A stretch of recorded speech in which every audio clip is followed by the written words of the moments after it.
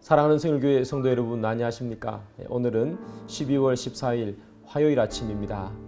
오늘도 하나님께서 우리에게 새날을 주셨습니다. 주님께서 주신 이 새날을 어제와 다르게 더 하나님 앞에 달려가는 날, 그리고 내가 더 새롭게 되는 그런 하루로 만들어가는 오늘 하루가 되기를 원합니다. 하나님 말씀 보기 전에 제가 기도하고요. 함께 하나님 말씀 보겠습니다. 주님, 오늘 하루도 저희들에게 새날을 주셨습니다. 저희들이 날마다 새로워지는 우리의 삶이 될 수 있도록 도와주시고, 하나님의 말씀으로 인해 내 스스로를 날마다 주님 앞에 갈고 닦는 귀한 하루가 될 수 있도록 인도해 주옵소서. 예수님의 이름으로 기도드립니다. 아멘. 이 시간 함께 보실 하나님 말씀은 욥기죠. 34장 1절부터 20절까지 말씀입니다. 엘리후가 말하여 이르되, 지혜 있는 자들아 내 말을 들으며 지식 있는 자들아 내게 귀를 기울이라. 입이 음식물의 맛을 분별한 같이 귀가 말을 분별하나니, 우리가 정의를 가려내고 무엇이 선한가 우리끼리 알아보자. 욥이 말하기를, 내가 의로우나 하나님이 내 의를 부인하셨고, 내가 정당함에도 거짓말쟁이라 하였고, 나는 허물이 없으나 화살로 상처를 입었노라 하니 어떤 사람이 욥과 같으랴. 욥이 비방하기를 물 마시듯 하며 악한 일을 하는 자들과 한패가 되어 악인과 함께 다니면서 이르기를, 사람이 하나님을 기뻐하나 무익하다 하는구나. 그러므로 너희 총명한 자들아 내 말을 들으라. 하나님은 악을 행하지 아니하시며 전능자는 결코 불의를 행하지 아니하시고, 사람의 행위를 따라 갚으사 각각 그의 행위대로 받게 하시나니, 진실로 하나님은 악을 행하지 아니하시며 전능자는 공의를 굽히지 아니하시느니라. 누가 땅을 그에게 맡겼느냐? 누가 온 세상을 그에게 맡겼느냐?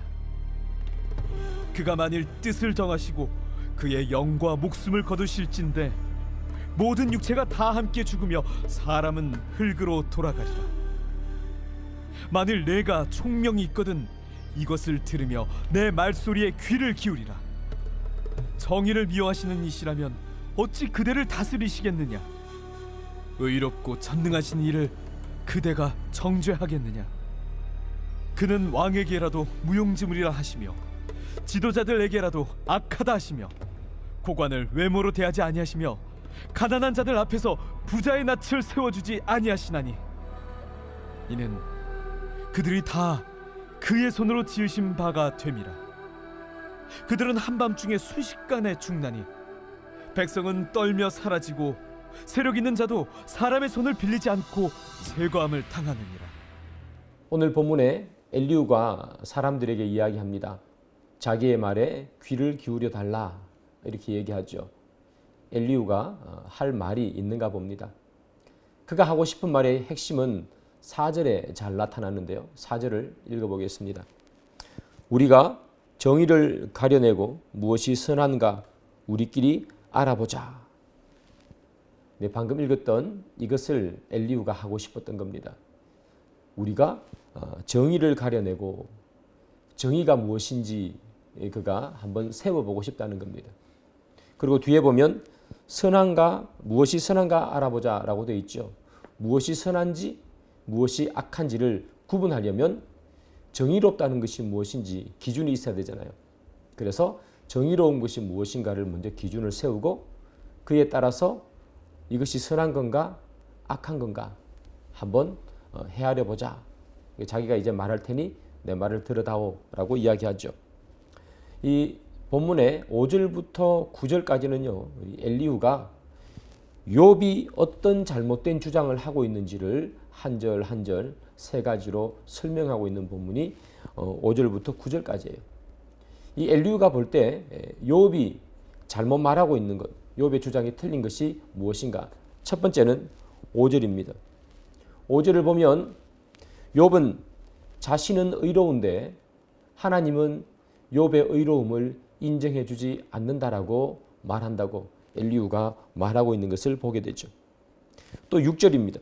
두 번째는 6절을 보면 욥은 자신이 정직을 말하고 있는데 하나님께서는 욥을 향해서 거짓말장이라고 이야기한다 라고 그렇게 욥이 말한다고 엘리후가 말하고 있어요.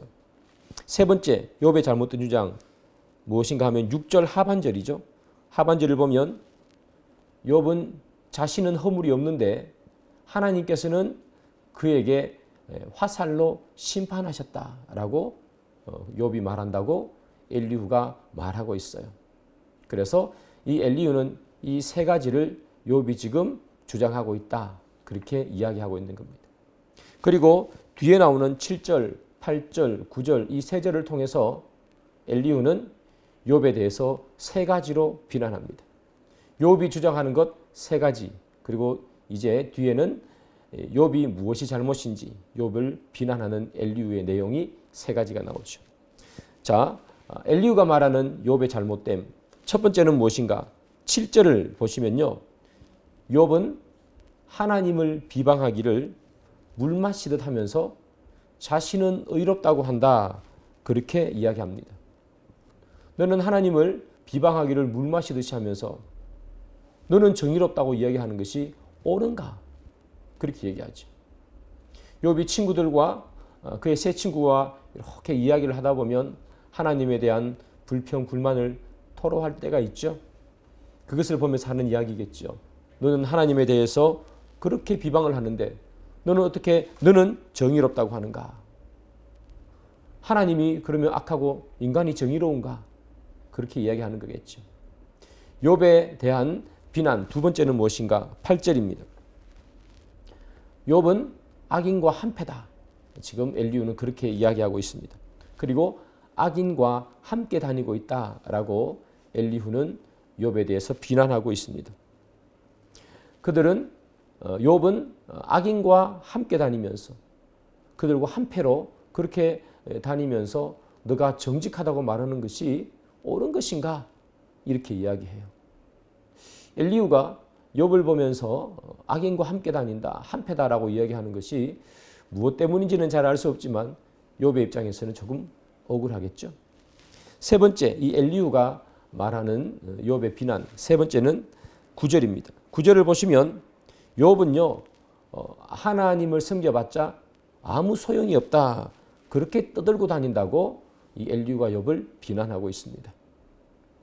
욥이 그가 가지고 있는 것, 그의 재산, 자녀들, 건강 다 날아가 버렸잖아요.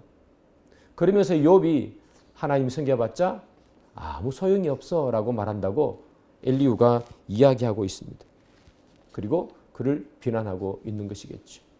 욥의 입장에서는 조금 억울하겠죠. 욥이 하나님을 섬겨봤자 아무 소용이 없다라는 의미로 사실은 말한 적은 없어요. 그런데 엘리후는 지금 이렇게 말하고 있어요.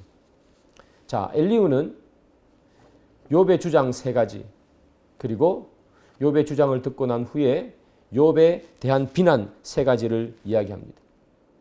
그러면서 욥이 무엇이 잘못되었는지 자세하게 세 가지로 다시 말합니다. 첫 번째는 10절입니다. 제가 읽겠습니다. 그러므로 너희 총명한 자들아 내 말을 들으라. 하나님은 악을 행하지 아니하시며 전능자는 결코 불의를 행하지 아니하시고 라고 얘기합니다. 지금 엘리후가 하는 말은 뭐냐 하면 하나님은 악을 행하지 않는 분이라고 얘기합니다. 그리고 하나님은 불의를 행하지 않는 분이랍니다. 그런데 만약에 욥이 의로운데 욥에게 고난이 갔다면 그것은 하나님을 악한 사람으로 만드는 것이 아닌가 하는 것입니다. 아니 하나님은 악한 분이 아닌데 선한 사람에게 어떻게 고난을 주느냐. 그러면 그것이야말로 하나님을 악한 사람으로 만드는 것이 아니냐. 너가 잘못했기 때문에 하나님께서 너에게 고난을 주는 거지. 너가 잘못이 없는데 하나님께서 너에게 벌을 준다면 심판을 한다면 그것이야말로 하나님을 악한 하나님으로 만드는 것이 아니냐. 하나님은 악한 하나님이 아니기 때문에 욥 내가 고난을 당하는 것은 너 잘못 때문이다. 지금 엘리후가 그렇게 이야기하는 말입니다. 엘리후의 말이 정당한 듯 보입니다. 그러나 여러분 그의 말에는 오류가 있어요. 어떤 오류인가 하면 고난이 악하다는 생각의 오류입니다. 하나님은요, 악을 행하지 않는다고 해서 고난을 주지 않는 분이 아닙니다. 그리고 고난은 악의 결과가 아닙니다. 심판의 도구도 아닙니다.